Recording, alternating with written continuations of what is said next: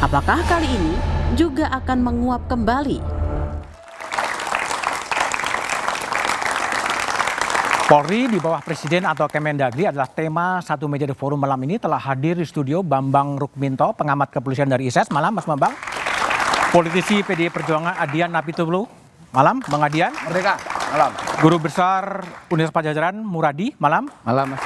Lalu kemudian ada Hendarsam Marantoko, Ketua Umum Lingkar Nusantara dan Ketua DPP Gerindra. Malam. Malam. Hendarsam. Dan ada Gufron Mabruri, Komisioner Kompolnas. Malam. Mas Gufron. Saya ke Adian, Bang Adian. Jika duluan. Ya duluan, Anda harus duluan. Betul bahwa tudungan PDI Perjuangan bahwa Parcok itu memang terlibat dalam pilkada serentak. Gini, ada banyak gampang lah nyarinya. Googling aja, gitu loh. Googling bagaimana pemanggilan kepala desa sangat banyak. Dan gini loh, kan ada tenggang waktu pemilu, ada tahapan pemilu. Apakah kemudian pemanggilan itu perlu dilakukan pada saat tahapan pemilu berjalan atau tidak? Pemanggilan oleh polisi atau oleh siapa? Oleh kepolisian, Oke, bahkan ada yang oleh kejaksaan dan sebagainya. Nah, ketika ada langkah-langkah seperti itu, pemanggilan dalam jumlah besar-besaran kepala desa di berbagai tempat, dan itu bisa di-googling di media massa banyak sekali. Kompas ada, semua ada segala macam. Dalam momentum tahapan pemilu, jadi politis gak? Jadi politis dong orang melihatnya. Oke, harus ada yang menjelaskan ini. Bagaimana proses pemeriksaan? Kemarin IPW sempat bicara di salah satu televisi, dia bilang ada 100 sekian dipanggil. Bagaimana meriksanya? Bagaimana meriksanya dan sebagainya? Dan kenapa dalam tahapan pilkada? Semua tindakan-tindakan apapun yang dilakukan oleh ASN, kepolisian, dan siapapun dalam tahapan pemilu, baik pilpres maupun pilkada, kemarin akan sangat rentan untuk tafsirkan secara politik ada intervensi. Oke, untuk itu butuh penjelasan. Penjelasan itu harus logis, masuk akal, dan bisa diperdebatkan, bisa dibuka, bisa didiskusikan. Kenapa negara ini tidak melarang diskusi? Oke, nah ketika kemudian itu tidak ada penjelasan, semua orang bisa menafsirkan apapun. Ketika kemudian penjelasan itu disampaikan dan tidak memuaskan akal pikiran banyak orang, semua orang bisa menafsirkan apapun.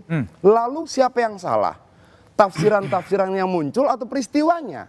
Atau ketiadaan penjelasannya yang salah? Kan ini problem kita dalam berdemokrasi toh. Negara, kekuasaan kemudian cukup bilang bukan saya. Tidak ada. Tapi rakyat ngelihat. Rakyat butuh jawaban lebih. Rakyat butuh penjelasan lebih. Penjelasannya terbatas. Lalu otak ini bekerja. Dia mencari jawabannya sendiri. Kasakusuk dan sebagainya muncullah menjadi wacana-wacana dan sebagainya yang tidak bisa dipecahkan. Nah kalau itu terjadi, problem kita yang salah siapa? Rakyat yang berpikir, media massa yang menulis, peristiwanya atau keterbatasan jawabannya. Menurut Anda siapa yang salah? Nah ini harus kita perdebatkan, itu harus kita diskusikan gitu loh. Kalau menurut saya, apapun bisa kita bicarakan di Republik ini. Dari Parcok ada atau tidak ada, silakan bicarakan. Partai ini begini, silakan bicarakan. Tidak bisa orang menghukum wacana, tidak bisa orang memenjarakan ide, tidak bisa orang memenjarakan pemikiran-pemikiran. Gimana mempenjarakannya? Nggak bisa. Baik. Segala bentuk pembelengguan terhadap wacana, pemikiran dan sebagainya pada hakikatnya adalah membelenggu kebebasan dan kedemokrasi itu sendiri. Ini berbahaya. Baik. Mas Gufron, Kompolnas, apakah Kompolnas juga menerima laporan-laporan yang sama soal netralitas dari kepolisian berkaitan dengan pilkada? Ya, di dalam berbagai kesempatan ya termasuk yang dilakukan oleh Kompolnas, kita memang salah satunya melakukan atensi terhadap netralitas, profesionalitas kepolisian termasuk dalam penanganan pilkada. Waktu kita melakukan kunjungan pengawasan. Pertanyaannya adalah apakah ada laporan dari masyarakat ke Kompolnas? Sejauh ini kita belum menerima aduan laporan terkait dengan dugaan-dugaan yang hari ini banyak dipersoalkan di publik gitu. Jadi kita terbuka ya untuk misalnya ada aduan laporan dari masyarakat, tentu saja Kompolnas akan menindaklanjuti itu gitu ya. Kalau tidak terima laporan, artinya pasif gitu? Ya tentu saja sebagai lembaga kita perlu merespon itu gitu ya, karena Kompolnas kan salah satu tugasnya mendorong kepolisian bagaimana tugas-tugasnya profesional, akuntabel, Dan kalau misalnya ada tugas penyimpangan-penyimpangan, tentu kita akan atensi itu gitu ya, untuk memastikan polisi ini profesional dan akuntabel gitu. Oke, baik, Mas Hendarsam. Kalau sebentar, Hendarsam dulu sebentar ya. Bu Hendarsam, dari Partai Gerindra atau dari Anda sendiri, gimana terhadap tudingan bahwa kepolisian itu kemudian tidak netral dalam konteks pemanggilan atau apapun? Gimana Anda lihat persoalan itu? Ya, saya tidak dalam kapasitas mewakili Partai Gerindra ya, tapi saya melihatnya seperti ini. Di setiap institusi dan kementerian contohnya, pasti selalu ada catatan-catatan ya. Catatan-catatan baik itu dalam bentuk prestasi dan baik itu juga dalam bentuk hal-hal yang kurang bisa diterima oleh masyarakat dan sosial para aktivis-aktivis seperti itu ya.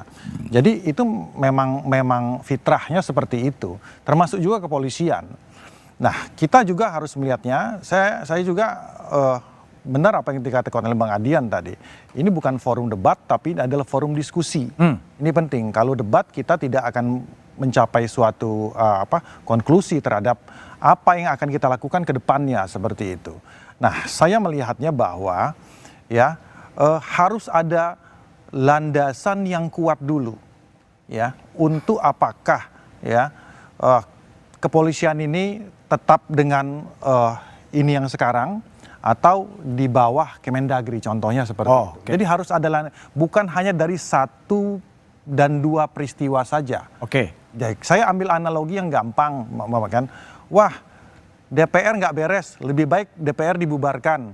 Kan tidak seperti itu juga kan. Jadi kita juga harus dewasa untuk melihat seperti itu. 1-2 peristiwa tidak harus merubah banyak konstitusi yang tentunya manfaatnya apa dan mudaratnya apa. Oke. Nah, jadi saya dari sudut pandang kita melihat ya ini mudaratnya jauh lebih banyak kan. Jadi ambil juga kalau kita semangat daripada kenapa dulu di tahun 2002 ya kan berproses dari reformasi, kemudian di tahun 2000 kemudian Gus Dur menjabat selaku presiden dan dilanjutkan oleh Bu Megawati untuk memisahkan ABRI dan Polri. Ya kan semangatnya semangat reformasi itu dalam rangka untuk supaya ada pemisahan, jangan sampai ya kan ada fokus yang jelas bahwa kemarin pada saat di zaman Orde Baru bagaimana difungsi ABRI itu begitu dominan, ya ini yang berusaha untuk diluruskan lah seperti itu. Nah, apakah kita harus kembali ke belakang lagi, ya kan? Apakah kita harus seperti itu lagi? Nah, ini yang perlu menjadi diskusi kita bersama. Jadi baik. Itu penting buat kita. Oke, Bu Radi, ya kalau Anda sebagai akademisi gitu, sinyalemen yang berkembang bahwa partai coklat atau polisi lah kira-kira terlibat dalam urusan pilkada serentak, Anda menemukan fenomena yang sama atau ini ngarang-ngarang atau hoax gitu? Jadi yang Polri pernah jadi ikut partai politik P3RI tahun 55. Dia dapat 3 kursi. Jadi polisi pernah? Oke. 3 kursi dan itu relatif sedikit lebih baik dibanding PSI dulu ya, Partai Sosialis Indonesia. Jadi sebenarnya nggak heran kalau bisa kemudian hari ini misalnya problem polisi itu di tanda kutip dituduh ya, dituduh atau disinyalir punya peran. Karena begini ini juga agak bergeser ya. Kalau kita ngeliat secara teoritik itu zaman dulu, zaman mungkin 5-10 tahun yang lalu, polisi, tentara itu ketika mereka intervensi, mereka yang berkuasa. Hari ini mereka berintervensi untuk mendorong penguasa. Jadi dulu di depan, sekarang dia di belakang. Nah ini menarik sebenarnya karena kalaupun misalnya itu dilakukan, pertanyaan berikutnya adalah untuk apa? Untuk apa? Ya itu pertanyaan karena secara prinsipil dari tahun 2000 sampai hari ini sampai 24 tahun pemisahan TNI Polri atau bahkan dari tahun 99 ya, Polri itu kemudian sangat diuntungkan dengan fase reformasi ini.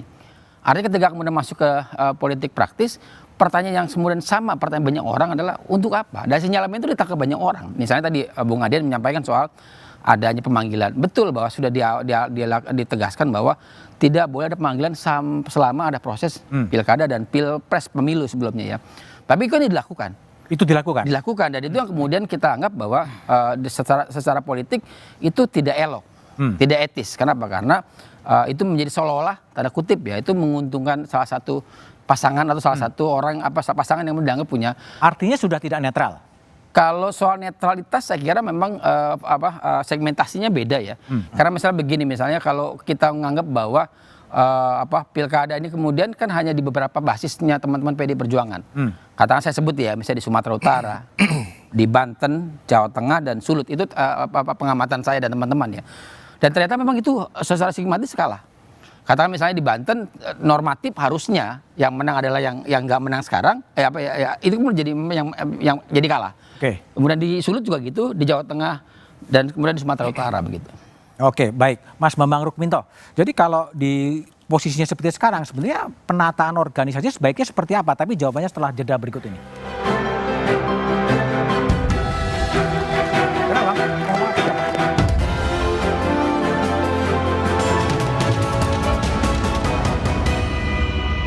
PDI Perjuangan menyebut ada temuan kecurangan pemilu